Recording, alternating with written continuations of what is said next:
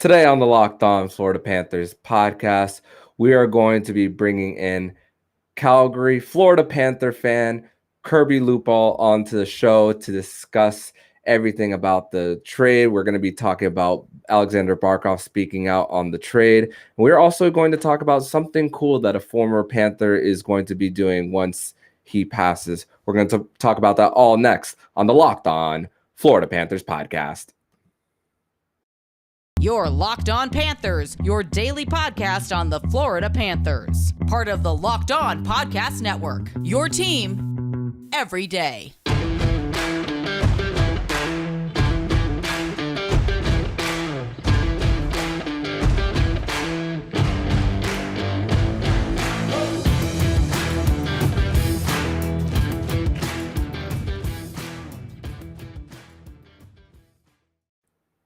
And welcome into this Tuesday, August 16th edition of the Locked On Florida Panthers podcast, part of the Locked On Podcast Network. We're at your team every day. Thank you for making the Locked On Florida Panthers podcast your first listen of the day.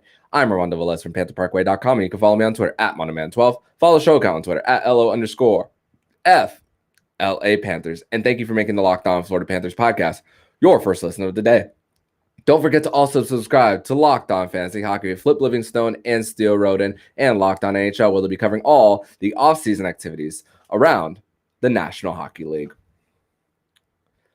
So, Panther fans, we have something cool happening today on the Locked On Florida Panthers podcast. With the off-season, it gives me an opportunity to be a little bit more creative and bring people that aren't normally on the show to talk everything about Florida Panthers. But this person has been here on the show before last year when I did my Florida Panthers fan series here on Locked On Panthers. And not only is this his second time on the show, but now he has his own podcast called the FLA Cats Hockey Podcast. He's one of the three co-hosts. Kirby Lupul is here on the show. Kirby, welcome back to Locked On Panthers.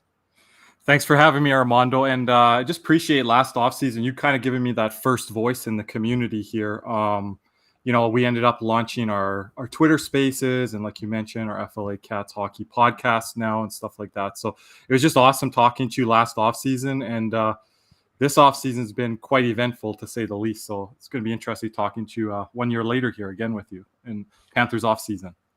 Yeah, and it's crazy because for those – We know there's a section of this fan base who downloads the podcast. Some of them are on Twitter, and of course, so not a lot of them got to hear our conversation over Twitter Spaces the night of the trade. So of course, for the listeners, I hopped on Kirby Lupul's Twitter Spaces the night of the trade, and it was just hours long of conversation talking about the trade. Of course, I know your story about how you heard about the trade, but tell the listeners of Locked On Panthers about how you first heard about it, and tell them all about your reaction. Yeah, it was interesting. We broke it down on our podcast. So we were talking about the Tkachuk trade, Ryan, David, and myself, and it was about 9:30 my time, Mountain Time, so Calgary Standard Time. So I was doing some stuff. I wasn't quite settled in for the night and things like that. And I checked my DMs because I don't always check my Twitter timeline. So I checked my DMs, and I had, 2, 3, 4 DMs. And Cody from our Spaces community was like, yo. And I was like, okay, yo, what do you mean? And there's no other context there. And then I opened up one from Lexi, who ended up being my co-host that night for Twitter Spaces that we had like people all night long. I think we went for 4 or 5 hours, and she posted the Tkachuk trade and then the Tkachuk extension. I didn't see Huberdeau's name. I didn't see Uyghur's name. So I was wondering what's going on.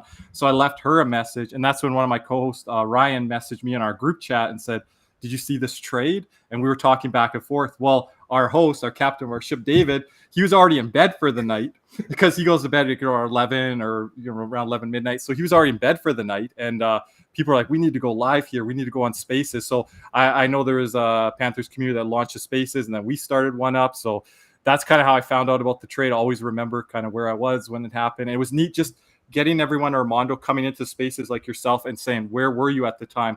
How they had to break the news to their son or wife, or, some of their families in bed. Or we had another person come on, Stu from Fluffy's podcast, and he said, well, Fluffy's in bed right now. Like, David's in bed too. So there's a lot of people within the podcast and media community, Armando, that didn't know the news till the next morning. So I always like hearing the news, being out on, Mountain Standard Time, usually hearing stuff break really late when it comes to free agency or trades. So I love that. You kind of be first to know, or one of the first to know. And then just seeing everyone's reaction the next day was astonishing. So. For me, I was about to go to sleep, and then I found out the news, and then that night I couldn't go to bed until like 3 a.m. So it was the next morning I had like a 10-hour shift, and it was a little rough for me the next day. And then of course Sunday was like that day where I could officially like sit down and like, take it all in and all that stuff. But a few weeks ago, I shared your graphic on the show talking about where Matthew Tkachuk scores most of his goals. And for the listeners, Kirby is a Calgary native, Florida Panther fans. So for those who listened to the summer series last year, that's where Kirby happens to be. So you got to see a lot of Matthew Tkachuk over the years, and of course now you're also watching the Florida Panthers from all the way over there in Alberta. Tell us more about what Matthew Tkachuk brings to the table, because we see 40% of his goals being right in front of the net, and I tell the listeners that's what the Florida Panthers are missing, that net front presence, even though they have one in Sam Reinhart as well. But tell us more about what you've seen, seeing him like almost every day over there. Yeah, I see him quite a bit. I'm not gonna say like I watch 82 games a year, but I'm in the in the city. A lot of my friends are Flames fans, so I got to all the Florida fans and all those questions the day of the trade. You said when Sunday hit for you, when Monday hit for me, I was finally getting to my DMs from my friends that live here locally in Calgary and saying, what do we get in Tkachuk? I know his style of game and how he likes to play, but I wanted to get the fans' perspective that's watching him like 82 games a year. Sometimes we play often the same night as the Flames, so I'll watch a period or two here or there. So what we're getting from Matthew Tkachuk is like no other player that's currently today in the NHL. You've heard the term unicorn, power forward. I grew up starting, I told you last year how I got into watching the game, Jaromir Jagr, Mario Lemieux, way back in the 90s, power forwards like Jeremy Roenick, John LeClair, those type of players. So I think he's a real throwback to that era. And I asked Flames fans like kind of what we're getting. And one of my friends mentioned to me, you're getting like, he's not the exact same player, but he does those things in front of the net like you talked about, like a Joe Pavelski that works on those tips and deflections. When Sidney Crosby came into the league, he wasn't as good in front of the net with the hand-eye coordination, those deflections and those goals in front of the net. That's something that he worked on. So that's something that Matthew Tkachuk coming to the Panthers already has in his arsenal.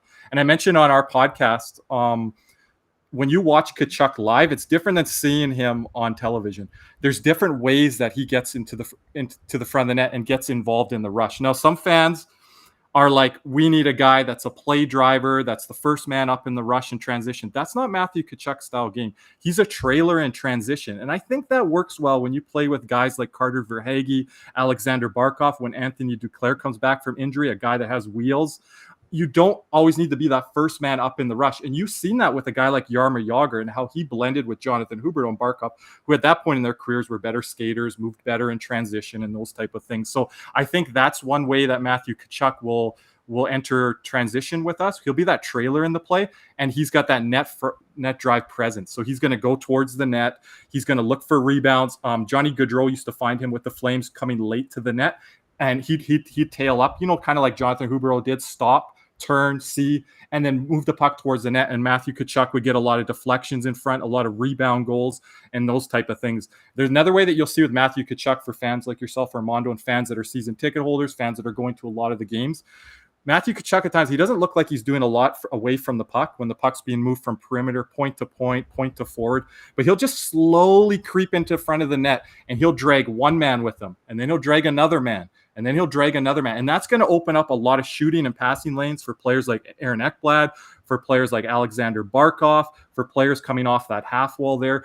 Something that we've seen a lot in Hornqvist, but Hornqvist is a lot like in the twilight of his career.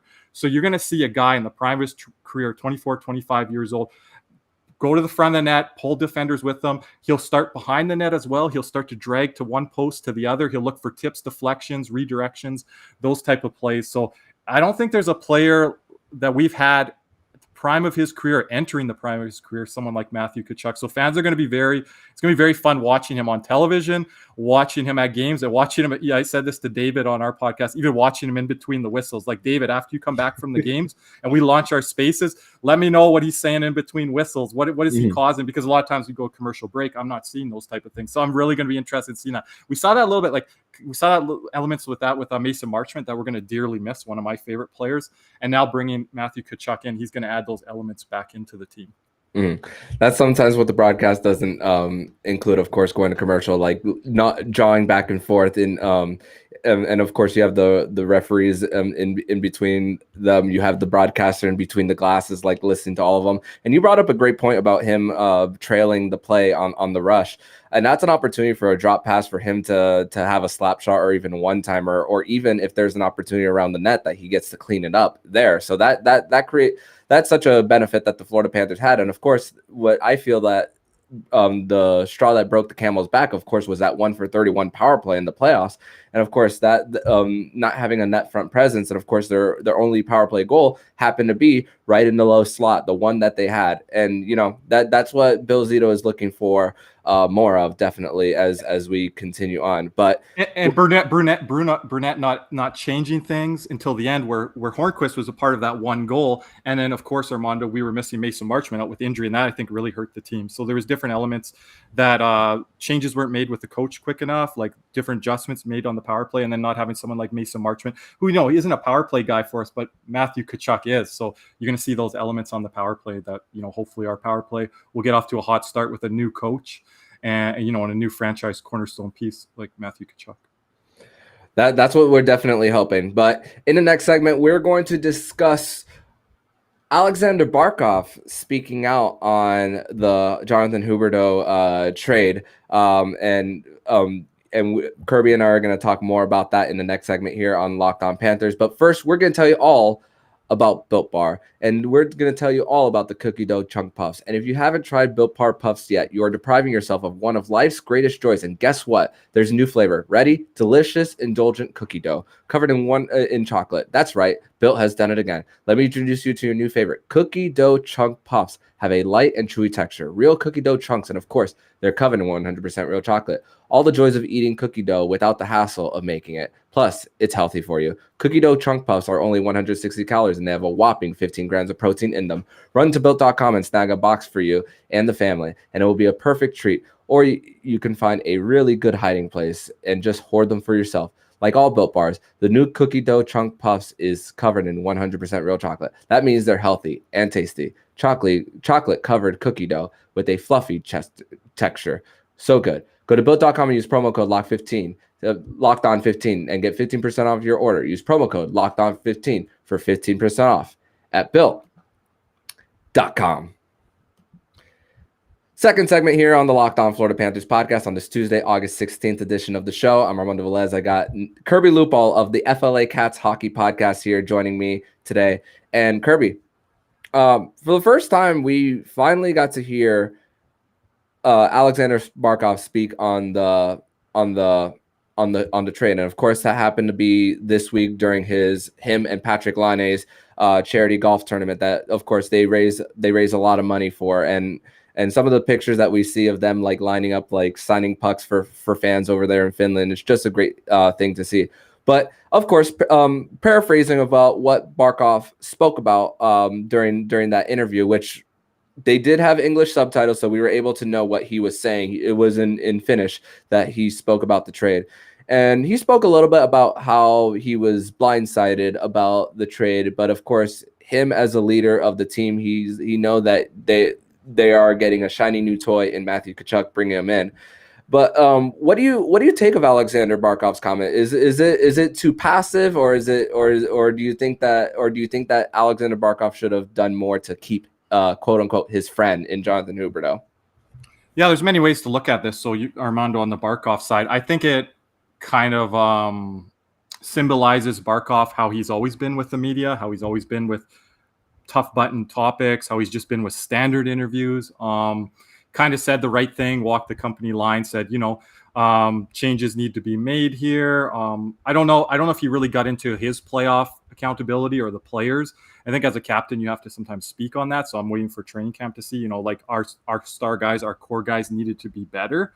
So I was a proponent of like, we can't just blame a rookie coach in Andrew Brunette. And I think that was a lot of my tweets that people were coming at me, but it was a little misconstrued because I also said every night on our spaces during the playoffs, Armando, the core guys are responsible for kind of the downfall of the playoffs, like Huberdeau, Barkov and that. And with a caveat, Ekblad, he's come back from 2 serious injuries. Again, a serious injury this year before the playoffs. So a little bit of caveat there. But those are the 3 future, like, current cornerstone pieces of our franchise. And then you can add Bob in there because of what he's being paid and everything like that. But Bob and Verhaeghe are the 2 guys that you could be like, those are the guys that really brought it in the playoffs for the most part. And everyone else, didn't show up, and I think Barkov, what he'll have to say to Huberdeau will probably be in private and group text, one-on-one with them and different things like that. So he's kind of walking the company organizational line. Well, the things that he'll be telling to Huberdeau, he'll tell him privately, like he didn't throw his teammates under the bus. He didn't throw other teammates under the bus and that type of thing. And that's kind of Barkov as a leader.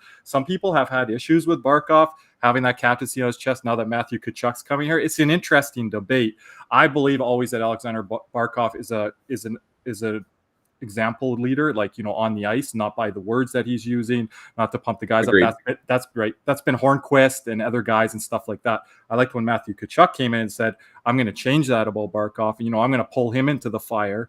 And, I'm going to be out there to help to protect him if I'm on his line, irregardless. I'm going to be out there to help him out, power play, 5-on-5. But he's going to have to pull himself into the fire too. So I think with Barkov, I've said this before, Armando, I think the core has kind of got a little complacent in that fire and that leadership and things that they say in interviews since Jágr has left. The remnants of Jágr is slowly going away. Now, a lot of that is ingrained in those guys, how they work out off the ice, like Huberdeau, highly conditioned athlete, so is Barkov. But I think now with Matthew Tkachuk coming in, he's going to give a different voice to that dressing room than Aaron Ekblad, Aleksander Barkov, Jonathan Huberdeau, the core prime pieces have given in the past, right? It can't all come from Bobrovsky or Hornquist. It has to come from your captain and your leader in Aleksander Barkov. So I'm the biggest Barkov fan, but I think this is a big season ahead for him. And not only this season, how he starts this year with a new coach, with a new franchise piece of Matthew Tkachuk, whether they play on line 1 together or Tkachuk plays on line 2, he's going to slot in somewhere. So I think it's going to be a really huge off season, but start of the season for Barkov. If you look at Barkov's numbers, I tweeted this out, Armando, some of his lowest numbers are in the months of October and November. And I think without Jonathan Huberdeau now in the picture, I think Barkov, there has to be a bigger emphasis on him starting up. Fans want to see more fire in him. They want to see fire in those type of interviews at a golf course in August or in training camp in September or the start of the season in October. It just can't all manifest come playoff time. So, we're in a tough division. We're going to take maybe you can mention this, Armando, yourself, as half a step back, losing pieces like Marchman and Giroux. We're really tight to the cap this year. Next summer, like $15 million opens up in free agency. I know I'm getting a little deep into that, but I think players like Barkov, the leader, the captain of the team, he has to show by example, but there's going to be other things where Tkachuk's going to be like, you got to say something here or do something here, right? And I think Paul Maurice might drag that out of Barkov a little bit more, and someone like Matthew Tkachuk as well. So, to answer your question, I think his statement was guarded, predictable. I was fine with it. Sorry? Vanilla. Yeah, vanilla, like how he is. So a lot of fans that are detractors of how he's led over here over the past little while are going to mention those things. I don't put a lot of stock into it in August on a golf course in the middle of summer, but I think they raised like $100,000, so they've really upped that that charity that they've been doing for quite a while there with Line and Barkov and different things like that. So I know Barkov works hard in the off season. I know he says the right things. I know his teammates respect him. But this is a huge year coming up for the captain of the team. And like you said, no one is untouchable. How does this season play out? You can't say things with Ekblad, or Barkov. Like anything is possible when we've seen what Bill Zito does. So. Yeah, and there's debates on whether he should have been consulted on it or not. But of course, the only thing that Barkov can control is play on the ice. And you mentioned the slow starts of October to November. That's going to be a real big indicator early on of how the pace is going to go this season with the rest of the team, especially with with getting to know someone like Tkachuk. Of course, you can get to know someone like him off the ice in the beginning of training camp, but of course, it's like you said, the word manifest. It's got to manifest itself, and of course, I still think on paper this is a playoff team, but it's really got. I think there's got to be a little bit of an emphasis early. We see that Boston is kind of on the tail end of their run of making the playoffs. They could make it this year still, but still you still have them that you never know when they're gonna go away. Ottawa's gotten a little better. Detroit's gotten high in Ottawa. Yeah. So a big month of October and November is a real big month for Barkov. And also, I think we could also appreciate that Barkov is just as unselfish of a superstar as can be. I mean, David Dwork had a guest on his show of the guy who did that play-by-play of the Panthers Red Wings game of when Anton Lundell and Barkov had that shorthanded goal in Detroit. A few days later, he was on the show talking about when he was chatting with Barkov when he was injured, that he was going to the team facility to help serve the team breakfast, even though he was hurt and on IR. And of course, you want to see a captain always there for the team. So, I mean, of course, he's led by example, and of course, it's got to continue. And hey, this guy, a big October and November is real big for this guy if they're going to take that next level. And you talked about a new voice. They got a little stale, and a head coach and a superstar player. This time, this is the word identity. This team is going to have a new full-blown identity next season, and of course they're gonna take that step back. Of course, winning the President's Trophy, it's always hard to replicate 122 points, but we're gonna see definitely a new full-blown identity with this team.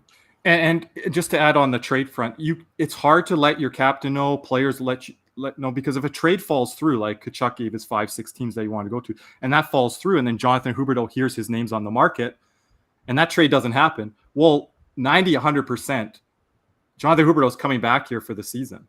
And they're working on an extension with him. He's playing a season with a team that's trying to contend. So it's really dicey to let things come out. Jonathan Huberdeau's agent, Alan Walsh, he loves to promote himself. He loves to promote his clients. He loves to say things. So how can you be upset at a general manager for not letting players know if you're not going to be upset at players and agents for letting things leak when they let things leak? That's a double standard, right? So I don't get upset either way. There's politics involved. There's gamesmanship involved. There's things with money involved. Why you hear rumors and things that leak. Like Jonathan Huberdeau, if he was going to Montreal, he would have one or two inside sources with RDS, which is the local Montreal Canadiens, tell if he was going there. Something would leak from his agent or something. Oh, they're interested in Jonathan Huberdeau. A trade could be coming here. So the players use that all the time for leverage. So that caught everyone by left field, fans, media, players. It's just crazy because you don't always see that happen. And Bill Zito's a guy that holds his cards very close to his vest, and that's how he's always been. And you got to respect that. Of course, we'd like news to break so we can see things and talk about it, but like we're being selfish. But he's really good on keeping those things in-house, and I think that helps a lot of times because when things don't happen, that can wreck the chemistry in the dressing room. If a player thinks his name's out there and then he's not moved, then what, right? So. And here's another thing about keeping your cards close to the vest, or if you are the team that's trying to sell off a player, sometimes news gets out there in order to force other teams to up their bid. Like, for example, the Sabres, when they were trying to trade Jack Eichel, they put a false report out there about Matthew Tkachuk being part of the package for Jack Eichel to go to Calgary. I think it was Tkachuk and Mangiapane or something like that. Yeah, something like that. And that's another way of how people can manipulate trades that way. And to think that Matthew Tkachuk could have been a Sabre this whole time, even before a trade, and none of this would have happened. The Florida Panthers would have still had Jonathan Huberdeau. It's crazy how putting a false report out there can definitely up someone's offer. It goes both ways. So yeah, fans have to look at that, right? So yeah.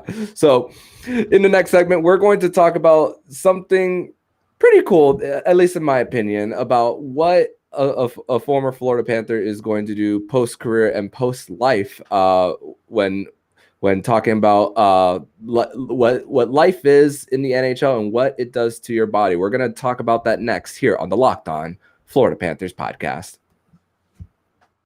Your Locked On Panthers, your daily podcast on the Florida Panthers. Part of the Locked On Podcast Network. Your team every day.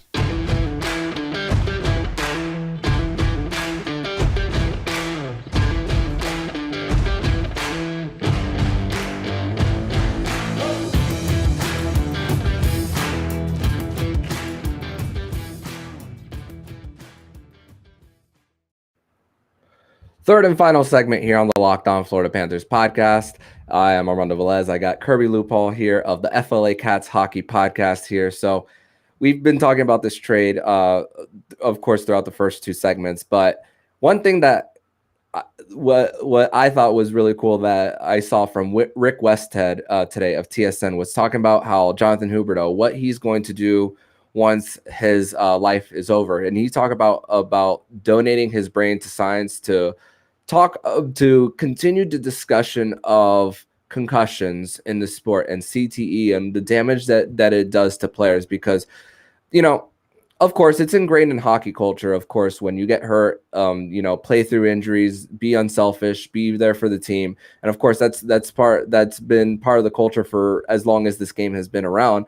But of course, and Jonathan Huberdeau is the first person since Devils defenseman Ben Lovejoy in December 17 to be pledging donating his brain to science to talk more about CTE. And of course, the NHL and the NFL are the two leagues that have been criticized the most and about concussions and of course compensation for the brain trauma that happens through these sports and what it does to life after hockey. So I want to get your reaction. What did you think when you first heard about Jonathan Huberdeau talking about donating his brain to do more research on CTE?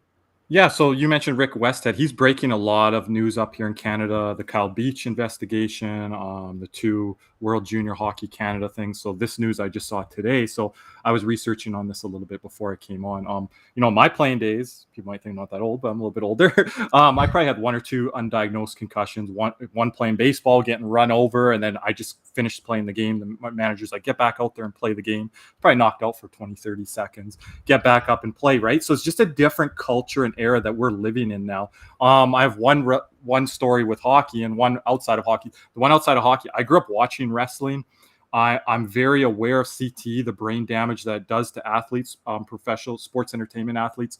Growing up in the 90s, a lot of those guys, things happened to them where, very bad, tragic things from CTE, from just hitting their head, repeated blows to the head. And there was a guy by the name of Christopher Nowitzki out of Harvard University who was a wrestler and former football player who went in to do a lot of this research and study that you see now on CTE, and that he works with these professional leagues. So I learned a lot through Christopher Nowitzki like 10, 15 years ago when he was coming through the ranks, and people were very resistant to change on this. Why are we looking into concussions? Why are we talking about donating brains post-mortem after we pass? Like what's the deal with all of this? Well, we can't study it when the athlete is alive, but thankfully there is ways that we can study it after they pass away, right? And I have grandparents who have donated their bodies to the University of Calgary here. They worked on my grandfather's body for like a decade. So they do so much different studies and different things like that. So I'm definitely a proponent of that. So reading that, I'm going to dig into it a little bit more. And I think where it touches close to home as us, as a Panther fan, is Aaron Ekblad. He's had 3-4 documented concussions dating all the way back, as we see going on right now, the World Juniors, one dating back to World Juniors camp, one that was in the World Cup with Leo Komarov, and one was with the Edmonton Oilers with Matt Hendricks, who made a very dirty run and dirty play on him. So I would be very interested to hear what Aaron Ekblad's thoughts and views are on this, because this is something that has directly affected him a lot in his playing career. So that's something, when I heard Jonathan Huberdeau, I thought about me watching wrestling as a child and all the documented CTE things that have happened to wrestlers that have passed away, and our own Aaron Ekblad. So that's something that kicked into my mind, right? I was like, oh, Jonathan Huberdeau, this is interesting, because you think of him as more of a skill guy, not one of those fighters, enforcers like a Wade Belak in the past, who had a lot of brain injuries and different things like that, different athletes, different Bob Probert, sadly, how his life ended and different things like that. So it was very interesting to see Jonathan Huberdeau's name mentioned, but I would really like to see Aaron Ekblad's views and comments on this, and hopefully some of our reporters locally down in South Florida ask him on this, because I think it's a very important issue. Yeah, and I want to read the quote that Jonathan Huberdeau provided to the Concussion Legacy Foundation. That's the name of the organization. And here's the quote: "Is like quote As an NHL player, I'm very aware of the impact of traumatic brain injuries, concussions, and the link to other mental health issues." Close quote. And I also think about when I watched the documentary of Aaron Hernandez, Killer Inside, when that came out, about how what they discovered in his brain, about how, of course, no excuse for what Aaron Hernandez did, but of course that was probably like the early signs of what could have been that turned into what had happened with the situation with him and Odin Lloyd, and then the drive-by shooting in Boston for him. And of course we talk about in the NFL and with Antonio Brown as well, what he's going through and the transformation of his career, how he was in Pittsburgh to how after Pittsburgh, you're like, there's got to be something in there like that could be CTE related, just the personality change and just different things like that. And athletes are like, there's something wrong with me. I know there is. And now that doctors and scientists are saying, yes, it is. Now we just got to go further, that they can get tested while being alive and different things like that. Hopefully there's more advances made in the medical science field that they're able to determine that, because these athletes are knowing of what CT is now, what it's all about. And they're like, I feel there's something wrong with me, right? And how can I be helped, right? And sometimes it's a helpless feeling, but at least the medical and the science field's coming further. But it's got to come a lot further when it comes to CT and stuff like that. So Jonathan Huberdeau taking a stand here. You don't always see that with especially NHL players, Armando, but him kind of making a platform for this for something to speak on, I think is very important. Yeah, and then that's going to help with like improvement of like helmets as well. It's also going to determine some rule changes as well, possibly. I mean, they're already starting with of course rule changes, and of course going after players who have had like multiple offenses. I mean, unfortunately, we saw a player like Sam Bennett get suspended for going low, even though it's about, we could argue about the not bracing themselves, but of course, even if it's something not intentional, the NHL is going to nip you in the butt with those kind of suspensions, and of course saying, hey, if you have time to brace yourself a little bit. And I know it's harder in game speed.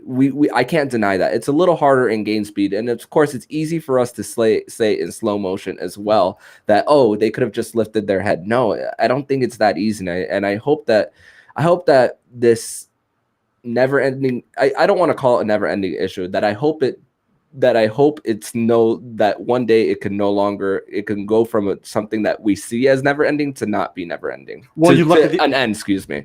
Sorry, you look at the evolution of the game, like the hits Scott Stevens used to lay on Eric Lindros and Paul Kariya. Go on YouTube if you haven't seen those hits. Go look at that Paul Kariya hit that Scott Stevens put on Paul Kariya during the Stanley Cup Finals. Paul Kariya went to the dressing room, came back out. That would never be allowed now. The east-west blindside hits that our own David Booth, Florida Panther player, took for Mike Richards. The hit that I think Matt Cook put on Mark Savard. Those hits were eliminated and eradicated from the game, and that wasn't so long ago if you think about it. So we have made steps in the game, evolution in the game, but now I think a lot of that has to come off the ice with the research and medical science. And there's things that are going to happen on the ice all the time, Armando. It's the fastest sport in the world. It's a continuous flow game. There's going to be big bodies on the ice, so many bodies on the ice. Players are only getting bigger and bigger. You look at how big the goalies are now, let alone the players. So stuff's going to be inevitable. That's going to happen, but if you can be preventive about it, and I think the league's done a pretty good job of it compared to where we were at like even 10-20 years ago. So and doing more research is only going to help this. But Kirby, I want to thank you so much for joining me on this edition of the Locked On Florida Panthers podcast. I know you got a real good thing going with your new show. Tell everybody all about the show and tell them where they can find you and your work online. Awesome. Yeah, you guys can find me as you see on the screen here, but if you're listening to this on the audio format, you can find me on Twitter at KJ_loops. And I'm with David and Ryan on the FLA Cats Hockey Podcast. We just launched a Discord community channel, so you'll see that linked in on David's page. So if you're following David Rodriguez, you'll be able to find him. He's on Instagram. He's got a really good following there on Twitter. So we're trying to promote that really well. I think we had first week over 200 members join our Discord community. We welcome everyone and all. We launch our Twitter Spaces, Armando, like you've been there a couple times. It's always nice to see when you drop in. We've had George Richards drop in, David DeWark, Colby Guy. So we've had a lot of people from the Panthers media community drop by. Even people from outside the fan base. We're getting a lot of fans from around the league. So when news breaks like this Tkachuk trade, it's awesome to be able to talk with just hockey fans from all over the league and tell us a little bit about their team and what they see at Panthers. Because we always talk about ourselves in like a hyper chamber in a bubble, but it's nice when other fans come by our Twitter Spaces, are following David, myself, and Ryan, and want to talk Panthers hockey with us, because I really value different people's opinions from outside the market. So yeah, we're having a great time. We're just, this growth has been great for us over here the past month. This trade happening when it did really helped. It was like godsend for us of our launching our podcast and kind of our brand further. So yeah, we're going to go live on Twitter Spaces. So get a Twitter account if you don't have one. Follow us. After Panther games, we'll go live and we take questions from fan base. What happened that night? What we see with the roster and different things like that. And we'll launch a few Twitter Spaces during the summer as well when news breaks. So. Awesome. That was a great way to end it. Of course, don't forget, follow him on Twitter at KJ_Loops. Follow the FLA Cats Hockey Podcast anywhere you listen to podcasts. And Kirby, thank you so much for joining, and I will see you next time here. Thank you, Armando. And if you like what you're hearing, please subscribe to the podcast so you'll be notified every single time the Locked On Florida Panthers podcast jumps into your podcast feed. Don't forget to also subscribe to Locked On Fantasy Hockey with Flip Livingstone and Steel Road, and we'll be covering all the off-season activities around the National Hockey League. Thank you for making the Locked On Florida Panthers podcast your first listen of the day. And for your second listen of the day, make sure you listen to today's episode of Locked On NHL. Locked On experts give you a daily 30-minute podcast on all things NHL all year long. Stay up to date on everything in the hockey world. Locked On NHL, your daily 30-minute NHL podcast. So I'm Armando Velez with Kirby Lupul, and you've been listening to the Locked On Florida Panthers podcast, part of the Locked On Podcast Network, where it's your team every day.